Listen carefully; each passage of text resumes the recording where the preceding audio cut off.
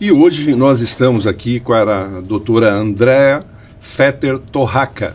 Ela é médica psiquiatra na cidade de Cuiabá, Mato Grosso. E nós vamos apenas ler um pouquinho do currículo da doutora Andrea para que a gente possa apresentar ao público a formação dela sobre o assunto que nós vamos abordar.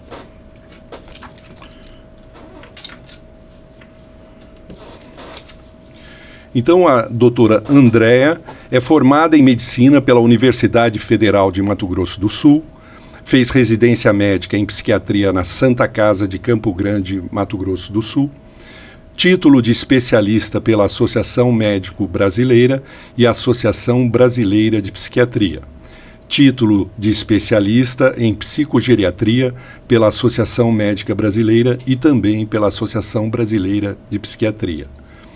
Pós-graduação Lato Sensu em Dermatologia pelo Instituto Superior de Ciências da Saúde, aperfeiçoamento em transtornos mentais relacionados ao trabalho no Hospital das Clínicas em São Paulo, aperfeiçoamento em neurosuplementação pelo professor Fabrício Assini, aperfeiçoamento em hormonologia e terapias integrativas pelo grupo da Longevidade Saudável. Tá bastante aí, né? Então, é uma pessoa que tem bastante conhecimento aí das áreas que nós citamos aqui, e nós vamos conversar um pouquinho com ela e vamos falar hoje um pouco sobre a prática do ECT, o eletroconvulsoterapia, que é uma prática que ela exerce no seu dia a dia. Então, bem-vinda, doutora Andrea, a senhora pode aí... Eu que agradeço estar aqui. E é interessante que eu e a doutora Andrea nos conhecemos por causa de um curso que ela irá fazer, do Diogo Lara, que é um psiquiatra do Rio Grande do Sul, que eu aprecio e tenho profunda admiração pelos ensinos que ele professa e que eu acabo praticando em meu consultório, que é a abordagem integrada da mente, e posteriormente, como complementação desse curso, ele tem um aprofundamento chamado Insidelic, que eu utilizo muito no meu consultório, que é para correção de traumas psíquicos, né? Vivências traumáticas que vão repercutir na vida e na personalidade da pessoa. Mas hoje o assunto aqui é ECT, e ela vai nos falar o que significa ECT para os nossos ouvintes. Bom, a eletroconvulsoterapia, ela está encaixada na psiquiatria intervencionista. O que é isso? A psiquiatria intervencionista são procedimentos na psiquiatria para casos graves ou casos que não remitem com a medicação, que é a eletroconvulsoterapia, a estimulação transcraniana, eletromagnética transcraniana, e o uso da cetamina, ou endovenosa, subcutânea, ou a intranasal. E é feita para casos onde não se consegue ter a remissão total ou parcial, ou nenhum tipo de remissão com o uso das medicações via orais. Ele é um procedimento, é um estímulo eletromagnético, elétrico, de uma determinada frequência, que estimula uma convulsão no cérebro, e essa convulsão que é terapêutica. E aí se tem a resposta pela estimulação elétrica, levando à mobilização, à regulação dos neurotransmissores. Só pontuando, eu tenho que falar dessa forma, porque para nós médicos a gente sabe, e obviamente a sua introdução é muito importante. Nós precisamos desmistificar, porque muitas vezes muitas pessoas veem esse procedimento como algo aversivo, porque às vezes o cinema pode ajudar ou deixar as pessoas interpretar erroneamente. Essa técnica que, no sentido popular, eles falam do eletrochoque. E uma coisa que eu vi que foi muito mal disseminada pelo diretor de cinema foi aquele filme Bicho de Sete Cabeças com o Rodrigo Santoro, e aonde parecia que a hora que ia aplicar essa técnica ele estava indo para uma sala de tortura, né? Então, obviamente, ela vai esclarecer que existe uma técnica que é feita num ambiente médico especializado, com anestesia, e absolutamente o paciente não sente nenhuma dor. Você podia falar um pouquinho para eles? Esse procedimento, a princípio, por que se criou essa versão? Ou como é uma cena muito chocante, o cinema, as novelas, tudo contribui para esse preconceito que, a partir do momento que tem preconceito, é desconhecimento. Exatamente, né? Então, ignorância. Ignorância. Para se ter uma ideia, foi em 1948, 52, que os médicos eles percebiam que pacientes com esquizofrenia e epilepsia, quando tinham uma crise convulsiva, melhoravam dos sintomas psicóticos. E aí, não existia medicação ainda, só existiam depósitos de gente que não podiam, né, estar com outras pessoas.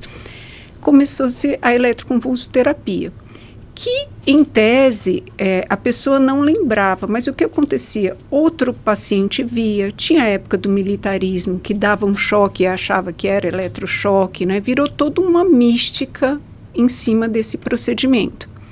E na década de 70, quando se descobriu as medicações, os antipsicóticos, os primeiros antidepressivos, isso entrou em menos uso, não era em desuso, porque existem casos que só melhoram com a eletroconvulsoterapia até hoje. E na década de 90, 80 para 90, com os novos aparelhos, novos tipos de frequência. Na sua prática clínica, você utiliza mais ou menos na porcentagem dos casos que você atende? Calculando assim bem por cima, lógico, quando a gente fala de porcentagem, a gente mais erra que acerta. Dos meus pacientes, em torno de 5 a 10%. É muito pouco. É muito né? pouco. Porque tem que ter uma indicação precisa. Não são para todos os casos, não são... Né? Eu tenho muita indicação de colegas também que não fazem, que precisam. Exemplo, não faço. Quando precisa, eu porque precisa de todo um local, ou um centro cirúrgico, ou uma sala apropriada, né, liberada pela Anvisa, pela Vigilância Sanitária, o anestesiologista, enfermagem treinada, porque é um procedimento que tem que ter sedação, tem o bloqueio neuromuscular, então tem que ter uma equipe. Não é só preparada para fazer o procedimento. O procedimento em si é muito mais tranquilo que uma endoscopia. Certo. Você faz a sedação, o bloqueio neuromuscular, a pessoa não vai ter a convulsão mais no corpo. O tempo do Você estímulo... Você faz o bloqueio exatamente para não ter a convulsão. Tem a convulsão cerebral, mas não muscular. Né, não muscular. E aí o estímulo é em torno de 4 a 6 segundos, que são com ondas ultra breves, não é mais o tipo de onda elétrica que era feito antigamente. Hoje em dia o déficit de alteração de memória, tudo, antigamente tinha, mas não era, hoje é muito menos frequente por causa dessa frequência ultra breve dos novos aparelhos.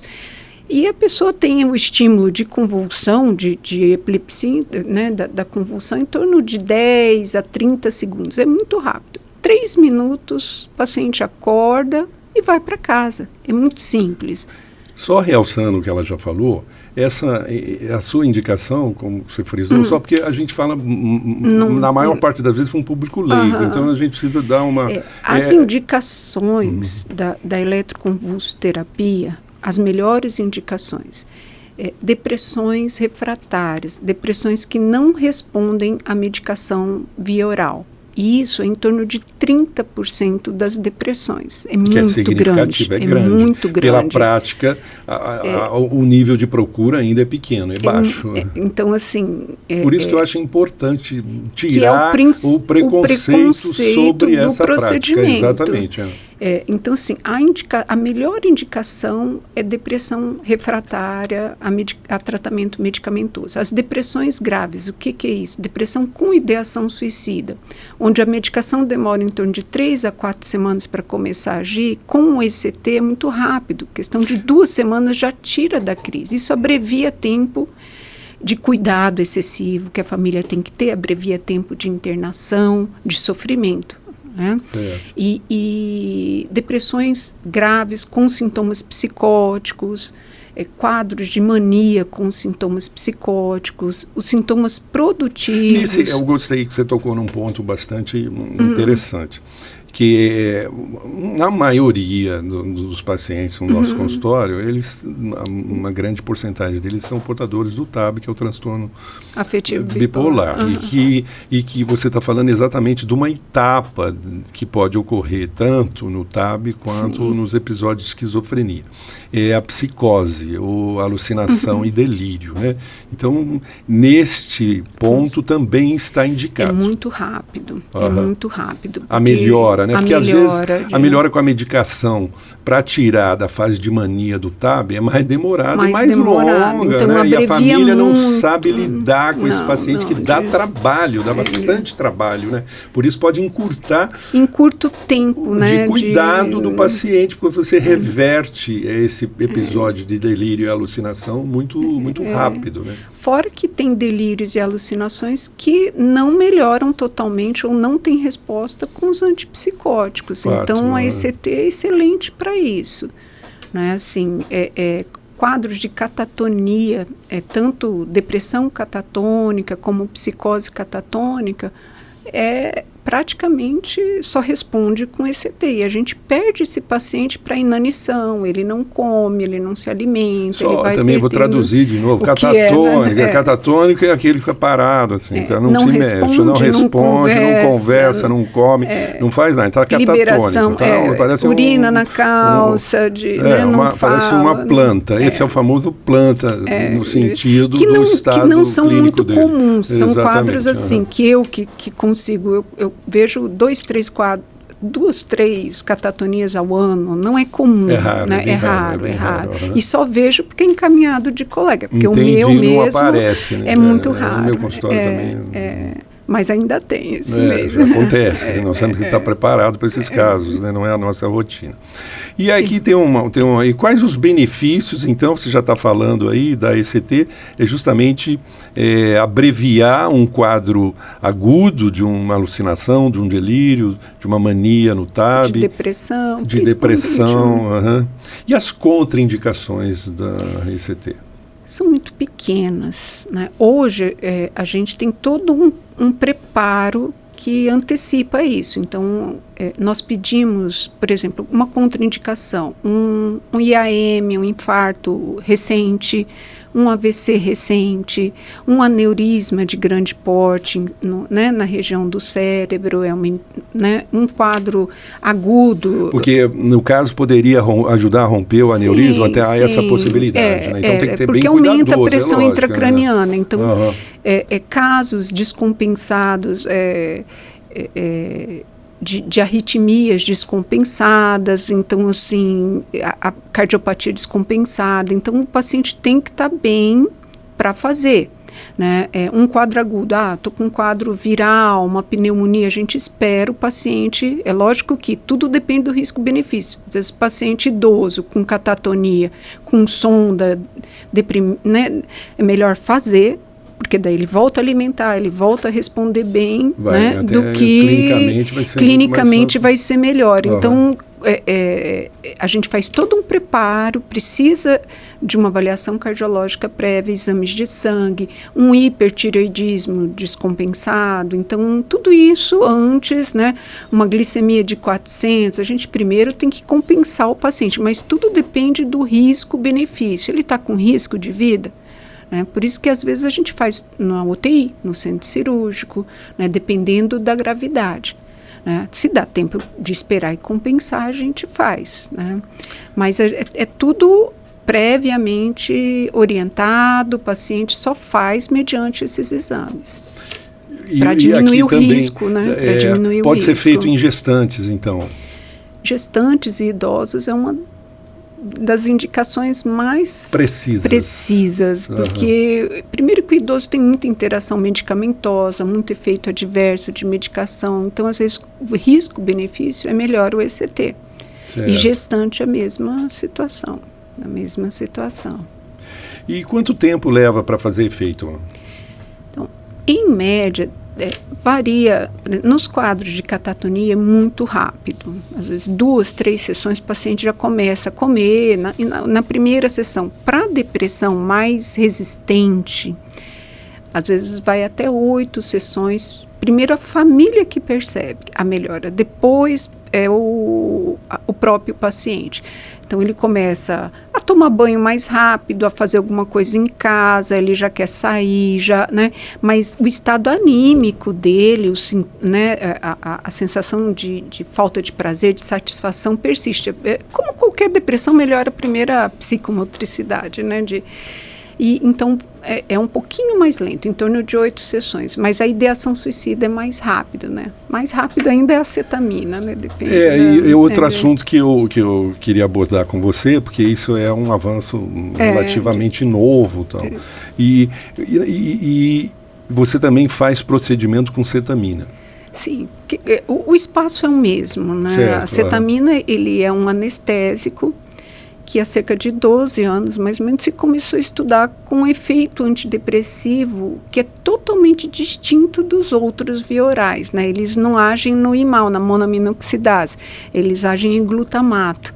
Então, é mais uma opção terapêutica interessante, que não são para todos, né? É também um público específico que tem uma indicação. Então, tudo depende da indicação para a gente ter uma boa resposta.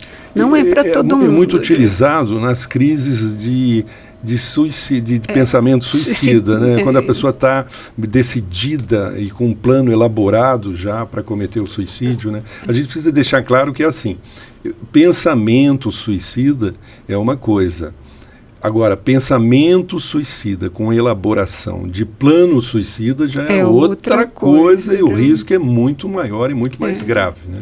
Porque até explicando para as pessoas assim, né? Só porque a gente tem, por isso que a gente sabe, mas às vezes o público não está ouvindo. Quer dizer, a pessoa fala, todo mundo fala, vou me matar. Isso é um pensamento que pode vir e sair. Agora, quando a pessoa pensa assim, vou me matar e eu já comprei um veneno de rato, está lá no armário. O risco é completamente diferente, porque essa já tem a ideia e de como vai fazer. Então, para ela fazer é só um gatilho, é um pulo. Por isso essa indicação da cetamina nesses casos, né? E com resposta excelente, 1, 2 sessões, imaginem, ou no mesmo dia, ou questão de 3, 4 dias, a gente já tira da ideação suicida. Isso abrevia tanto sofrimento, tanto para a pessoa. Tem uma medicação agora que faz nasal também. Ela está cara, ela está barata, exato. Então, é assim,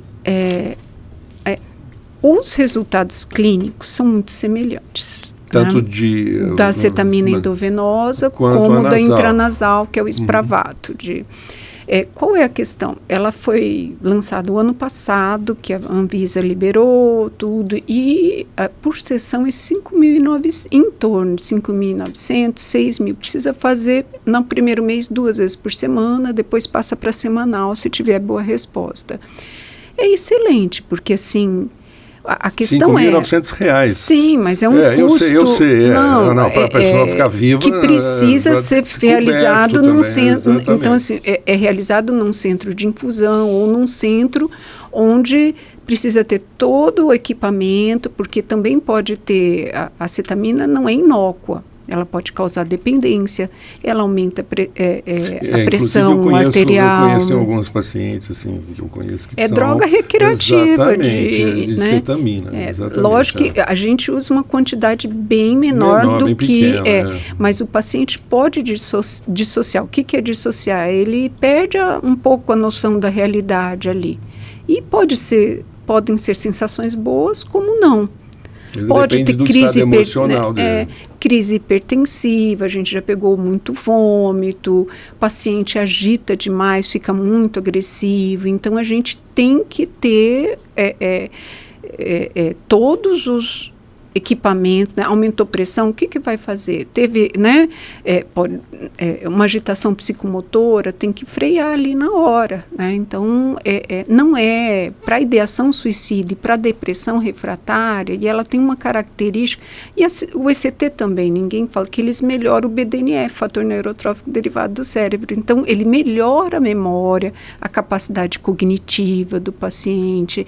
É muito assim, o paciente volta a trabalhar, a ler, a estudar, né? Com cetamina, às vezes, eu tenho estudantes de medicina que fazem e que não param a faculdade. Isso é excelente, né? Claro, isso é muito bom.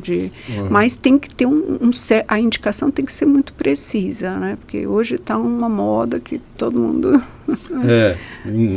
porque ainda mais sendo novidade, né? É novidade. Não é novidade, é que como lançou o Spravato, né? E o Spravato, assim, se entrar com liminar, tudo, tem alguns planos que tem ressarcimento, tudo mais, dá um trabalho. Coisas que vai em torno de 2 a 4 semanas, isso é tempo de vida, né? Sim, sem então, dúvida. E a cetamina, a mesma coisa. A gente sofre muito com isso de... não é liberado pelos planos de saúde. Alguns estados têm, pela Unimed, por outros planos. Que lá aí, na sua área, na região, como é que está? Não está liberado? Não está. Por mais que a gente explique, falei, olha, até o custo para o plano de saúde fica muito mais em conta do que uma internação. Sim, se a internação vai se prolongar, com 3, 4 semanas, entendeu? Tratamento ambulatorial, tudo. É que a gente tem alguns locais que já estão liberados. Ali a gente ainda está lutando. Eu acho que pela prática médica, ao longo do tempo, os próprios planos de saúde vão perceber isso. Eles ainda não se deram conta, né? Eles não têm essa visão custo-benefício ainda do tratamento. Por isso, e como num primeiro momento parece ser um tratamento caro, mas que vai se tornar barato com o tratamento tradicional, eles teriam... Uma internação é muito mais barata, é muito mais em conta. Na sua prática, no seu consultório, quais os casos que você atende mais, assim, no dia a dia? No meu consultório, no geral, assim, eu atendo muito adulto e idoso. A maioria são transtornos depressivos e ansiosos, bipolares. Aumentou muito, né, a incidência. Eu vi que você tem uma formação em psicogeriatria também. Dentro do campo da psicogeriatria, a área que você atua bastante, quais as patologias ou os transtornos mentais que mais ocorrem nos idosos? A psicogeriatria também é um campo vasto, né? E é um campo também que o geriatra, o psiquiatra e o neurologista fazem praticamente a mesma coisa, mas... Um acaba invadindo o terreno do outro, né? Na minha prática, o que acontece? O psiquiatra um dos primeiros a perceber os sintomas demenciais. Às vezes o neurologista demora, o geriatra, porque às vezes o primeiro sintoma pode ser uma depressão, que a gente que não consegue ter melhoras. E aí a gente vai tomando remédio e não melhora, dele, aí a gente vai pesquisando, né? Tem alguns testes que a gente aplica no próprio consultório, pede exames de sangue, pede exames de imagem, a ressonância, encaminha para avaliação neuropsicológica, mas às vezes a gente pega quadros de 2, 3 anos antes de ter um sintoma demencial realmente mais evidente, né? Não sei se isso é bom ou é ruim, né? Mas, em tese, é muita depressão no idoso, sintomas demenciais com muita agitação, aquele início da demência de Alzheimer, alterações comportamentais. Caso, né? Mas a maioria dos clínicos costumou olhar isso como uma distimia e que vai ficar nisso, né? A distimia, a depressão. Se não tem antecedente, a primeira vez, o paciente já tem acima de 60 e poucos anos, tem que ser melhor investigado. Porque pode ser, porque a depressão, ela pode, no idoso, se assemelhar muito a um quadro de demência, que a gente chama de pseudodemência, porque o paciente não fala, a cognição dele está muito baixa, então você acha que é demência e é depressão. Isso também acontece muito, e é muito sutil essa diferença de, nossa, a gente vai fazer minimento, um exame de paciente deprimido, 3 meses depois é outra pessoa. Então tem que ter um feeling, porque são outras medicações, é outra conduta terapêutica, né? Então a experiência que eu tenho nesses anos é assim, essa brevidade no início, e aí você explica, fala, olha, já é um Alzheimer, já é uma demência vascular. E às vezes o neuro ainda acha que, né? Então assim, a gente perde um pouco esse tempo que poderia não evoluir, né? É um déficit cognitivo leve só, né? Que a gente pega muito. Então o que fazer é essa questão da medida da medicina preventiva, né? Por isso que eu fiz pouco isso é outra coisa que eu quero abordar com você, que eu achei bastante interessante no seu currículo. Você também faz uma medicina integrativa, né? Como é que eu quero que você coloque, como é que você faz essa junção da medicina integrativa com a psicogeriatria e a psiquiatria? Acho que fica interessante, porque na verdade uma complementa a outra, né? Então eu quero que você coloque isso para os colegas que não têm essa formação. Eu, assim, a princípio eu fui de curiosa. Certo. Eu fui para falar mal, na realidade. Foi para criticar e abraçou. Eu fui para aprender a criticar com mais sabedoria. Com mais sabedoria. Aí eu comecei a fazer, gostei, assim, achei incrível. Eu falei, gente, dá para fazer tanta coisa. Assim, foi um mundo que se abriu para mim. Você. E aí eu comecei, só que qual que foi a questão? Eu falei, vou fazer psiquiatria com a parte de integração. Gente, eu estou falando para você que eu tive 2 horas e meia. Eu tive uma amiga que encaminhou o marido dela. Ela fazia medicina integrativa. Mas casa de terreiro, espeto de pau, né? Como era o marido dela, ela encaminhou para mim para que eu cuidasse da parte psiquiátrica dele. Então, e eu achei interessante que você ali, né? Se fosse o seu marido, você ia cuidar. Não, estou brincando. Mas assim, qual que é a questão? Tem que sentir se o paciente está disposto a mudar estilo de vida, alimentação. Tem pacientes que estão tão ruins que eles não tem tomam motivação água com açúcar isso. E comem pão o dia inteiro, não conseguem nem fritar um ovo, entendeu? Então, se eu falar que não vai poder comer pão, ele vai espanar. Então, primeiro a gente tem que sentir o paciente, que de início eu queria fazer muita coisa. Agora, tem casos excelentes, você passa uma vitamina D, usa uma creatina, orienta o paciente, exercício físico, mas tem que estar ele tem que estar bem para começar a ter autoestima e conseguir ter esse autocuidado. Se eu entrar de início, eu primeiro tenho que tirar ele da crise.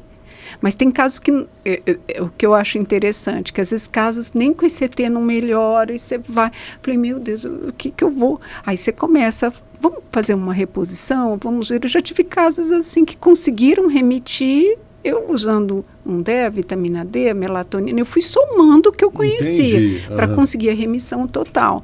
Essa parte eu acho bem interessante, assim, agora eu tenho que esperar o momento do paciente, assim, senão as coisas E você utiliza muito suplementação alimentar na sua clínica, ou você já não...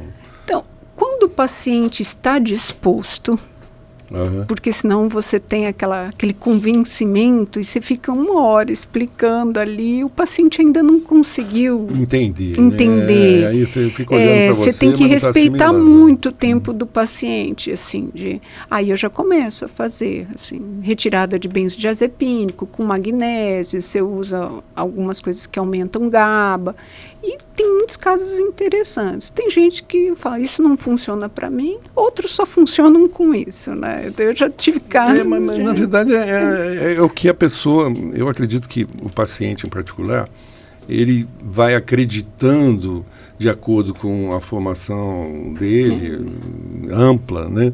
E ele vai aderindo àquilo que tem mais a ver com a personalidade dele, com ele, né? Então, isso demorou um tempo para eu perceber. Não, eu percebo. Tanto é que eu gosto da conversa, da anamnese, justamente para mim ter uma noção de como ele funciona. E de como a gente vai conseguir ajudar esse paciente. De que forma, que caminho eu tomo com essa pessoa, né? Que até é famosa aquela frase, né? Na medicina não existe doença, existem doentes, porque cada particularidade de personalidade reage de uma forma à terapêutica proposta para ele. Às vezes a mesma terapêutica funciona em um, não funciona em outro, porque ele mesmo não pedala, não gira o processo de cura que ele precisa também, né? E é sentir o paciente, né? É sentir o paciente. E eu percebo muito, uma das coisas que eu gosto de abordar no meu consultório é lidar um pouco com a crença das pessoas, porque se você entrar por aí, por esse caminho, entender a psicodinâmica, né, de como ele faz a construção do pensamento, ou a crença que ele tem, você contribui mais, porque você cria uma empatia maior com o seu paciente, né? E você, como é que é isso para você? Como é que é a sua espiritualidade? Fala um pouco para nós sobre isso. Não, acho importante isso, essa colocação. Você vê que agora até nos congressos de psiquiatria já começou a colocar a espiritualidade pelo fator importante que ela exerce também na recuperação do paciente. Que espiritualidade é diferente de religiosidade, né? Com certeza, eu concordo com você. E até a própria religiosidade, em alguns casos, ajuda muito, né? Também, ajuda muito. Eu assim, porque eu acho que a gente vive de sonhos, né? Eu sempre falo assim, a minha função, acho que eu vim, é para ajudar a pessoa, o cérebro dela funcionar bem, para ela conseguir usar a alma dela, gerir, conseguir fazer com que a alma dela flua do jeito que é para fluir. Exatamente. Né? Aí me fala um pouco da sua alma. Como é que foi essa? Porque é igual, eu gostei aqui, se você define bem aqui, né, até está no seu site, eu olhei e falei, que legal. Quer dizer, você define aqui... Tem que pôr meu óculos. Nossa, na minha idade, pelo amor. Eu já nem lembro o que eu coloquei no meu site. Aqui, em grego, psiquiatria significa a arte de curar a alma. E para ser psiquiatra, não tem como você... Tem até eu sei que tem psiquiatra que é cético. Mas eu acredito que para a formação psiquiátrica, o psiquismo, ele está diretamente integrado à alma. Por isso que eu quero que você me fale um pouco aí dessa formação de espiritualidade ou de religiosidade, ou o termo que você quer. Olha, que na pergunta. Sua... É uma pergunta para abrir aqui para a gente, né? Assim, eu no consultório, eu sou muito pragmática. Entendi. Entendeu? Eu sou pragmática. Técnica, né? A gente fez um curso para aplicar técnica, obviamente. Eu sou técnica. Mas eu costumo falar para os meus pacientes, eu faço uma analogia muito, assim, lógico que não é isso, mas facilita a compreensão, que nosso cérebro é igual a um carro e nossa alma é o piloto. Né, eu sou simplesmente o mecânico desse carro. Para o acelerador, metáfora bonita, o freio. Exatamente. Então eu vou arrumar para que se o piloto for bom... Aliás, freio é o que eu mais uso no meu consultório, que são os estabilizadores de humor. Uso muito freio. Então assim, não, porque eles estando bem, o piloto, se for bom piloto, ele vai funcionar bem na corrida da vida. Né? É isso que eu costumo... E aí a necessidade da psicoterapia, aí a necessidade de aprofundar... Você fez psicoterapia, né, ao longo da sua vida? Em mim eu faço até hoje. Então, é isso. Aliás, o psiquiatra que faz psicoterapia muda a percepção dele sobre a própria psiquiatria. Eu ainda... Eu fiz consigo na dor, né? Eu fiz na dor. A dor me levou. Sim. A minha também. Eu não vou dizer o divã, que não é uma linha de psicanálise, mas a dor me levou graças a Deus, eu fiz uma residência assim, onde era muito biológica, mas que a gente tinha que passar por todas as técnicas de terapia. Tinha as psicólogas. Entendi, então eu consigo andar nesses dois mundos, né? Até porque você fazendo... Você mesmo se autoanalisando, nossa, o olhar é outro. Olhar. Cuidando da sua dor, a dor do outro fica muito mais fiz fácil. Algumas formações, fiz TCC, fiz MDR, agora eu quero fazer o AIM. Então, né, o AIM do Diogo Lara... É toda uma compilação. Ele iniciou fazendo o MDR. Né? Porque foi dali que ele transportou a ideia para o AIM. Então, se você já fez MDR, você vê, é um caminho. É um caminho. É uma continuidade até, você vai ver. Mas aí, assim, o que eu percebo... eu fiz o MDS, sei lá, tem uns 20 e poucos anos. Não, eu sei, mas fez. É porque tem eu tô muitos anos. Aí não tinha ninguém na minha cidade, aí eu falava, faz lá o curso, porque eu tô sem tempo. Como eu atendo caso de psiquiatria intervencionista, casos muito graves, eu fico sem esse tempo até... Entendi. Será que eu quero ser terapeuta? Será que... Mas a gente acaba sendo acaba terapeuta, sendo, né? mas não mais dá curto, tempo. mas eu sei. É esse que é o não, eu problema. entendi. De fazer você agregar. Então faz tal técnica, faz assim, faz assado. Aliás, até livro que a gente compra, quer ler, e o tempo de leitura é estreito, né? Aí eu falei, eu preciso de alguém, tipo assim, eu penso, mas eu encaminho, eu oriento essa parte, né? Porque senão não vale. Eu acho que o mais importante é a psicoterapia. O médico está ali só para os sintomas. Fato. Você entendeu? Fato. Não sei, né? Não, ali pelos sintomas. Eu costumo dizer assim, o bom psiquiatra encaminha para o psicólogo. E o bom psicólogo encaminha para o psiquiatra. É uma questão de trabalhar juntos, né? É a mesma orquestra, né? Onde um toca um instrumento e outro toca o outro, mas precisa dos instrumentos. É igual o ortopedista e o fisioterapeuta. Também, não um vão, é complemento, não vão se estar separados. É bem isso. Mas eu, por um tempo, eu tentei fazer os dois, mas o tempo às vezes uma hora, fica muito... Eu sei, Tem algumas tiradas terapêuticas, mas é só para... ali naquele momento, na gravidade, dependendo. Eu acho que a visão... Servir como farol para onde eu encaminho isso. Até porque a própria psicoterapia é muito ampla. Mas a visão é outra, né? Sim, a visão, a percepção é outra, muda completamente. Por isso que eu acho importante. Isso eu falo para os novos agora, esses que estão começando. A sua filha me parece que é médica. Não, está no segundo semestre. Tá. Ainda não, mas será? Será. Provavelmente já está se espelhando um pouco na mãe e já... Não sei se vai ser psiquiatra. Né? Eu fico assim, para que foi escolher isso? Mas é algo que é apaixonante, né? É apaixonante, a medicina é apaixonante. Eu acho que uma vez houve um estudo aqui do CREMESP em São Paulo, uma pesquisa com os médicos, né? 85% deles estavam satisfeitos não com o resultado profissional, mas com a profissão que a gente exerce, que é muito gratificante ao longo do dia a dia, né? Nos dá a oportunidade de sermos úteis, né?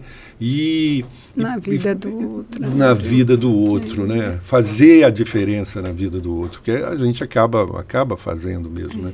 Nós somos assim, teoricamente, guardando as devidas proporções, né? Que eu costumo dizer que antigamente o pessoal fazia isso no confessionário ali com o padre, né? Hoje o nosso consultório virou o antigo confessionário, né? Porque acaba algumas coisas... Se a gente permitir, né? Não, eu sei, Não, por isso que eu estou falando que precisa dessa alma para você acolher a fala do outro, porque na fala do outro você vai enxergar o caminho que ele precisa, ele não tem o farol. E na verdade você tem que dar lanterna na mão dele para que ele possa iluminar os escuros. O medicar, o fazer diagnóstico, qualquer um faz. Exatamente. A interação que vai... A interação é metade da cura. Metade da obra, eu concordo com você. Ou total, né? Não sei. Mas a gente esquece disso. Isso não pode esquecer. Por isso que eu gosto desse bate-papo, uma da finalidade deste programa também, acordar essa consciência médica de cura, né?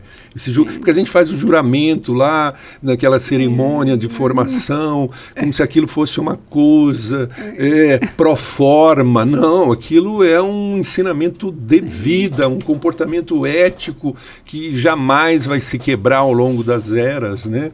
Então, refletir muito nessa... Principalmente agora que a gente tem uma expansão de cursos de medicina no Brasil, até prejudicial, é por causa que o comércio, porque há muita procura, tinha pouca oferta, então aumentou a oferta, só que isso, da forma como está sendo feito e como está sendo, vai cair qualidade, obviamente. Já caiu bastante a qualidade, e a gente precisa estar atento e retomar a rédea dessa que, infelizmente... Enfim, não sei se vai dar para retomar, mas acho que vai haverá haver novas rédeas. Vamos sofrer consequências, sem dúvida nenhuma. Até não é o momento, mas não vou entrar no campo político aqui. Vamos para o intervalinho, vamos tomar uma água, comer um chocolate e a gente retorna aqui. Ir no banheiro também e a gente retoma a entrevista. E voltando aqui, retomando a entrevista com a doutora Andréa. A doutora Andréa, você está aqui em São Paulo, né, fazendo um curso de IA. Como na é que medicina. Mas como surgiu esse interesse? Como você vê a IA dentro da medicina? Hoje em dia, se a gente vai começar a estudar, são tantas referências bibliográficas, são tantas coisas que a gente fica um pouco perdido em onde, né? E aí tem como a gente conseguir de forma séria assim, e padronizada os estudos, tudo, já faz um briefing para a gente saber o que a gente quer, porque senão a gente fica num caminho assim, vai arborizando, né? No consultório tem bastante coisa, né? Hoje, por exemplo, eu atendo muito online. A gente já usa a receita digital, tem muitas coisas, a parte da anamnese, que não vai mais precisar ficar escrevendo, a gente já vai falando, já vai captando. Já vai escrevendo. Já vai escrevendo. Você quer fazer alguma coisa no Instagram, aí você coloca lá, mas tudo você tem que saber fazer. Usar a ferramenta de forma correta. Usar a ferramenta, mas se a gente não entrar nesse mundo, a gente...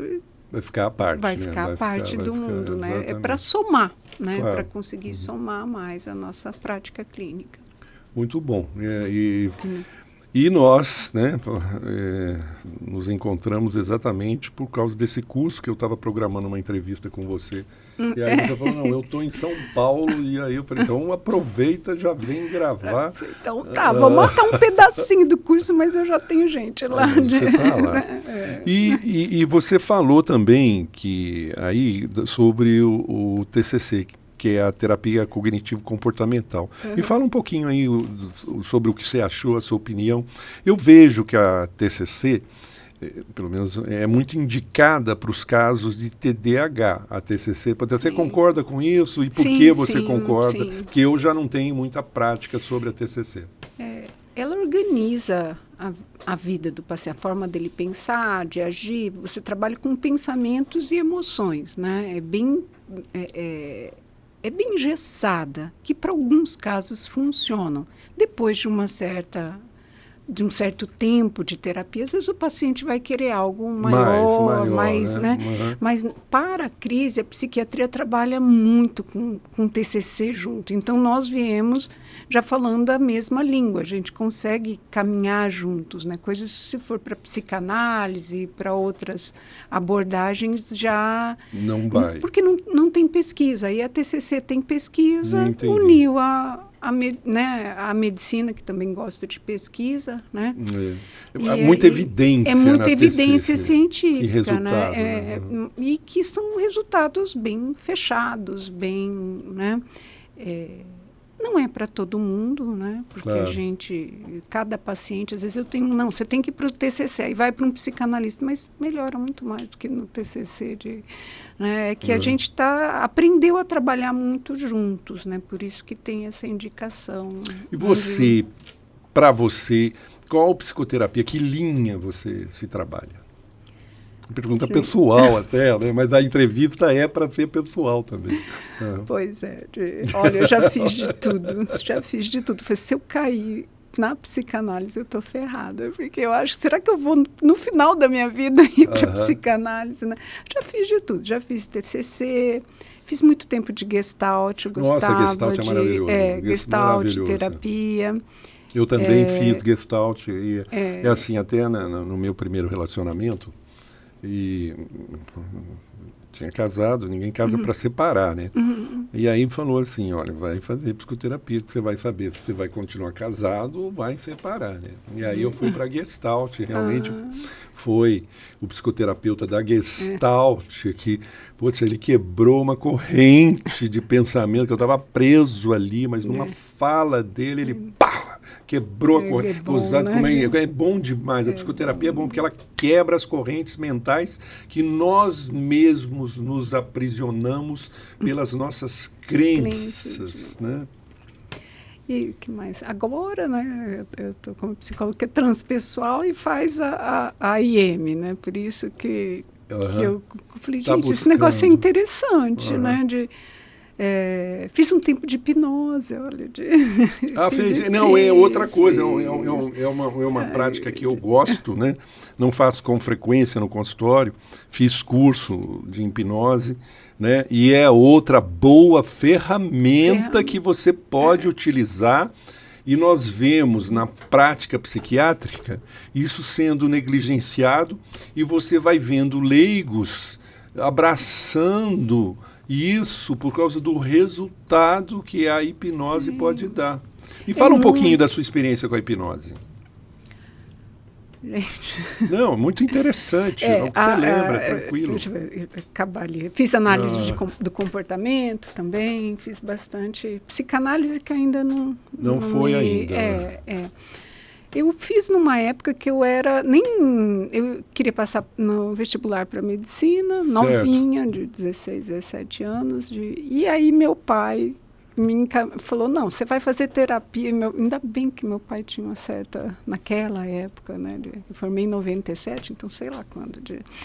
E aí ele me mandou... Da minha época. Tranquilo, ele me mandou... Fica à vontade. O meu é mais retrógrado ainda. E era um hipnoterapeuta, então ele foi me levando, porque quando eu fazia a prova, ele me conduzia, não, você vai fazer assim, né, na voz, na indução hipnótica, e dava certo, porque daí baixava a ansiedade, eu fazia provas, me saí super bem, passei em várias faculdades, assim, porque o estudo eu já tinha, eu já sabia, né, estava preparada, mas já estava preparada, e na hora, então eu acho que eu passei para a medicina graças à hipnose, né, foi interessante isso, foi muito legal, assim. Olha, se você quer passar no vestibular de medicina, não, tô brincando. Então, assim, que eu tô brincando, graças mas dá a Deus eu fui para um bom profissional, era um senhor de muita idade, ele era psicólogo e me conduziu bem. E outra experiência, eu estava num curso de hipnose ericksoniana, na realidade eu faço, mas eu não clinico, né? Entendi. Eu sou curiosa, sim, e eu gosto de saber o que o paciente... E nem tudo pode usar como ferramenta, sim, não dá para aplicar tudo que a gente aprende. O paciente vindo, eu já consigo ter outro tipo de escuta, eu acho que é essa escuta que é o diferencial. Exatamente, né? Exatamente isso. E aí eu estava no curso, eu lembro que eu estava grávida da minha filha, e eu tinha pavor, falei, gente, vai chegar minha mãe com meu marido e vão ficar brigando, eu não vou conseguir amamentar de nervoso, que esses dois vão se estrupiar lá em casa, eu não vou dar conta de amamentar, vou ficar muito nervosa. E ela falou assim, falei, você é igual qualquer... Olha a hipnose ericksoniana. Como ela pensou, né? Minha colega, até hoje ela é minha amiga de psicóloga, falou assim, você é igual qualquer mamífero. Todo mamífero pare e amamenta. Você não é diferente disso. Nossa, não, olha... Não, reduziu você... Me reduziu a um mamífero. Aquilo... E aí ela... fez, que colocou um abafador, colocou não lembro o que ela falou, colocou no meu ouvido, que eu não escutei nada. Tá, passou, eu amamentei tudo, nem lembrei disso. Meses depois, minha funcionária, mas doutor André, como é que brigava sua mãe e o seu fulano? Como que eles brigaram nos primeiros dias? Eu falei, eles brigaram? Eu não vi nada. Eu fiquei ali na presença da minha filha, e não... Falei, gente, eu não tenho lembrança disso. Falei, doutor, eles se pegavam todo dia. Eu achei que isso era infarto. Falei, não escutei nada disso. Então, para ver como é interessante, foi uma coisa assim, de 15, 20 minutos, ela trabalhou isso. Eu até me esqueci né? E aí, às vezes, minhas pacientes... Ela colocou você num estado de abstração do que estava acontecendo, para você focar focar... Para conseguir focar... naquilo que você precisava naquele momento. Mas foi assim, foi coisa de 15, E que sacada, né? Porque a hipnose é sugestão. É sugestão. E ela pegar essa sugestão, jogar para você, você abraçou e se blindou praticamente nesse processo. São coisas assim, que são tão pequenas e que dão um resultado tão gigante, mas quando você fala... Por causa de coisas muito mal feitas, né? Você tem que ter critério para tudo. A hipnose, né, nem é para todo mundo, nem... Sim, mas tem sim, coisas concordo. Muito interessantes com a hipnose. Teve um outro que eu estava num curso de ortomolecular e uma amiga minha, não sei que ela foi 2 segundos, eu não sei, falei, gente, eu atendo... até era uma coisa pessoal, assim, eu fazia um serviço voluntário, né, para a igreja, atendia muitos religiosos, tudo, mas isso, assim, para mim, né, eu estava indo contra algumas coisas, porque são pessoas muito vitimizadas, elas não saem daquele padrão, algumas pessoas, né, mas eu não conseguia deixar isso para eu conseguir cuidar melhor da minha vida. E ela falou um negócio, e eu falei, você me hipnotizou, você é desgraçada. E ela consegui colocar um tempo só para isso no consultório e cuidar melhor da minha vida, que às vezes eu estava indo muito... Atropelando. Não que a gente não queira ajudar as pessoas, mas primeiro a gente tem que cuidar da gente. Se disciplinar, né? E eu não conseguia ter essa disciplina, eu me perdia. Você entrava muito no problema do outro. E muito tempo, né? E absorvendo demais. Aí, depois daqui... mas não é que... Olha, foi maravilhoso. Eu falei, não, vou atender tantas pessoas só. Não vou cuidar do meu... Né? Primeiro eu tenho que cuidar da minha vida, né? Porque senão eu não consigo cuidar do outro. Mental, Foi muito legal também. Eu nem lembro o que ela falou, mas assim, foi tudo. Aí a hipnose tem disso, né? Quantos filhos você tem? Uma só. Uma só ela, essa daí ela e ela. Interessante, né? E ela provavelmente está vendo você admirando a mãe e está... Né? O filho nunca fala que admira, né?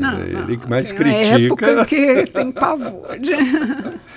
Mais critica do que admira, mas certamente por estar seguindo os seus passos é significativo, né? Como essa influência sua sobre ela. E me fala aí, eu cutuquei e você não falou. Como é que é a sua espiritualidade, a sua religiosidade? Qual a sua religião, que mal lhe pergunte?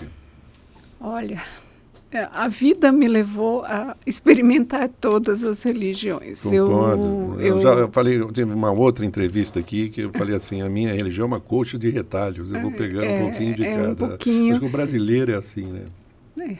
Então, assim, eu já fui evangélica, já fui kardecista, eu falo assim, desde centro de Umbanda até todos me fascinavam muito, né? Então, dá a mão aqui, tá em casa, então, assim, tá me fascinavam muito. Eu nem conhecia, mas como nada por acaso, a senhora está aqui agora. E aí, por último, eu estava muito engrenada na Igreja Católica e comecei a escutar, a perceber algumas coisas de espiritualidade independente, tudo de meditação, né? Fiz o T8SM, que é de mindfulness. Que é muito bom muito também. Legal. Então eu comecei a ir para esse, né? Porque às vezes a religião castra muito a gente, né? Eu não queria essa castração, essa culpa, né? Essa que joga para baixo. Né? Eu falo assim, essas coisas culpa. Quando a gente se sente dominado pela culpa, pelo medo, né? Pelo apego. Eu falo assim, eu não quero me apegar a nada, medo de nada, culpa de nada, porque nós somos seres divinos, né? Assim, a divindade está dentro da gente, né? Então a gente precisa acordar, despertar isso, viver nisso. Viver isso. Viver isso e nisso, dentro disso. E a parte boa que eu conheço muito, então eu atendo um evangélico, eu consigo ver quais são as crenças dessa pessoa. Exatamente, né? Já passou por ali. Eu falo assim, eu não faria um caminho diferente. Mas daí, assim, essa coisa de ficar engessado, para mim, hoje já não funciona. Não sei, amanhã, não sei como é que vai ser. Não, né? é igual você definiu muito não... bem. Religiosidade e espiritualidade. A espiritualidade te abre o caminho e os horizontes. A religiosidade te estreita nos conceitos e nas interpretações. Né? Porque as interpretações, elas são também subjetivas em alguns casos, né? Cada um vai entender. Tem pessoas que aquilo vai fazer bem, porque vai colocar ela no caminho, mas como eu sou muito rígida, eu não posso. Que eu já tenho uma rigidez. Por si só, né? Então, essa leveza de falar mas assim, isso é fruto da sua educação, você acha? Seus pais foram um pouco rígidos com você? Eu nasci já. Nasceu rígido. Nasci, da minha essência um pouco de rigidez. Não, porque também nós estamos falando de rigidez não no sentido de inflexibilidade, de ficar segura nas ideias e pensamentos que eu formo.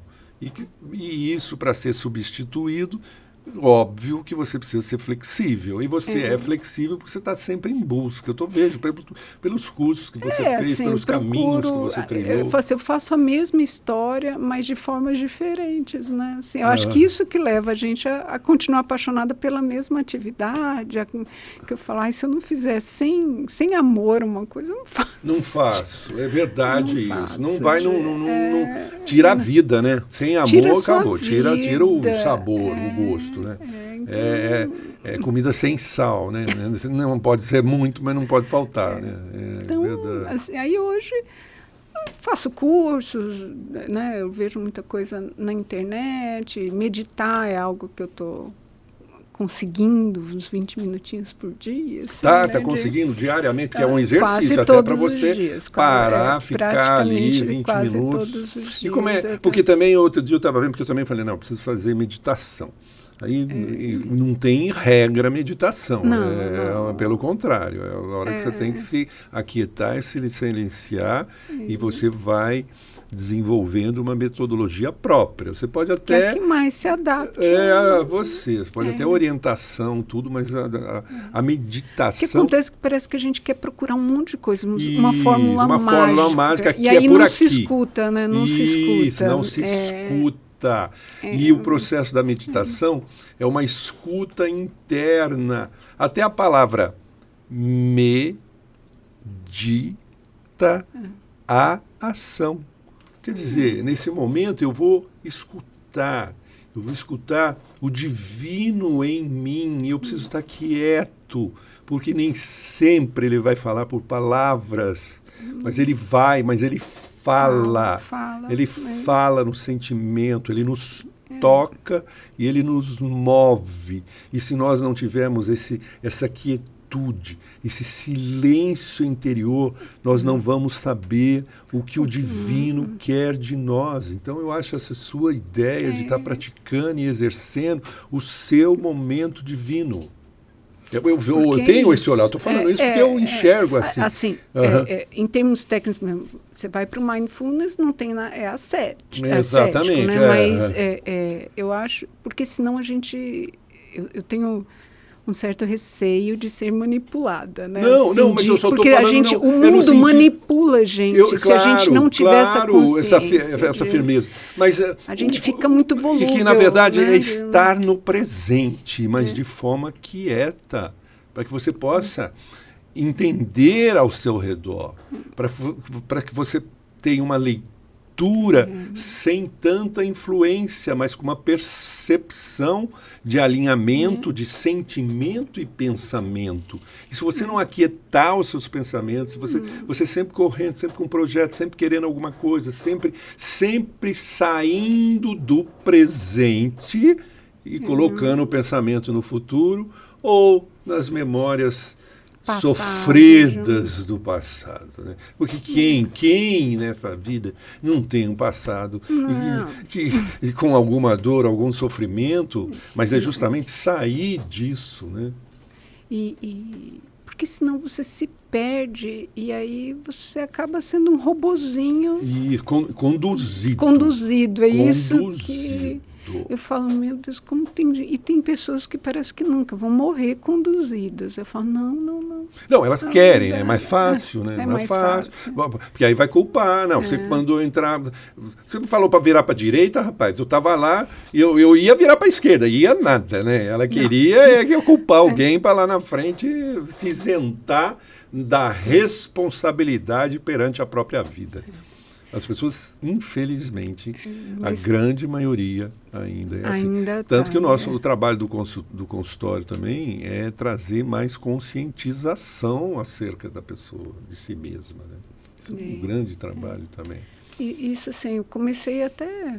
Tem nada a ver com... Mas tem, né? Claro, a longevidade saudável, que essa medicina preventiva, ela fala muito disso, do autocuidado, né? Da alimentação, né, do repouso, do horário de ele dormir. Ofereceu... Não, você está atenta. Tem umas coisas, e depois a gente vai percebendo a melhora, né? Porque até a alimentação, né, dependendo do que... Você fica com brain fog, você tem essa... Né, a lucidez diminui. Né? Não é só com, né? O conteúdo que a gente assiste, que a gente se alimenta. Você tocou num ponto muito importante. O conteúdo que a gente se alimenta. O reflexo na vida psíquica sobre aquilo que eu consumo. É muito. Não, é tudo. Porque eu costumo, porque eu tenho essa espiritualidade e eu penso dessa forma, né? Quando, assim, o pão nosso de cada dia não é só o que eu como, mas o que eu leio, o que eu assisto, aonde eu ponho a minha atenção. Porque tem um mestre que já dizia, tenha olhos de ver e ouvidos de ouvir, quer dizer, o que você escuta e aonde você tem o seu olhar, o seu foco, porque isso vai alimentar você, isso vai construir você, isso vai modificar você, isso vai fazer você avançar. Então, o que você está falando tem muito a ver, porque é tudo... Quer dizer, são uma filosofia gigantesca apresentada de uma forma sintética sobre isso que você está falando. Eu fico muito... Gente, porque senão a gente vira alimento, né? Exatamente. Vira alimento. Exatamente. Da Matrix. Da Matrix. Ia usar essa palavra. É moda agora, por isso que eu uso ela. Então a gente precisa quebrar a Matrix, quebrar os condicionamentos, questionarmos e achar, porque não está fora de nós, mas está dentro de nós as respostas que nós precisamos e nós precisamos escutá-las. Esse é o ponto, né? Mas porque você está falando, você vai me dando combustível para ir raciocinando e falar também, né? Eu falei, gente, o máximo é você errar ou acertar por si mesmo. É a sua vida. É a sua vida. Isso. Não sei aonde foi que isso se perdeu. Tem uns anos para cá que eu acho que as pessoas estão tão... vulneráveis, né? Se perderam com medo. Vulneráveis, exatamente. As próprias decisões. Exatamente pelo alimento que elas se dão de forma invigilante. Elas não vigiam aquilo que entra pelos olhos e pelos ouvidos. Isso abaixa o padrão vibratório das pessoas, isso deprime, isso gera ansiedade, porque ela está num consumismo de coisas. Até agora, tanto o meu trabalho aqui, né? Você vê, nós estamos presos ao celular. Isso é um fato. Todo mundo, você vai ali, bobeou, você está ali, você está preso ali.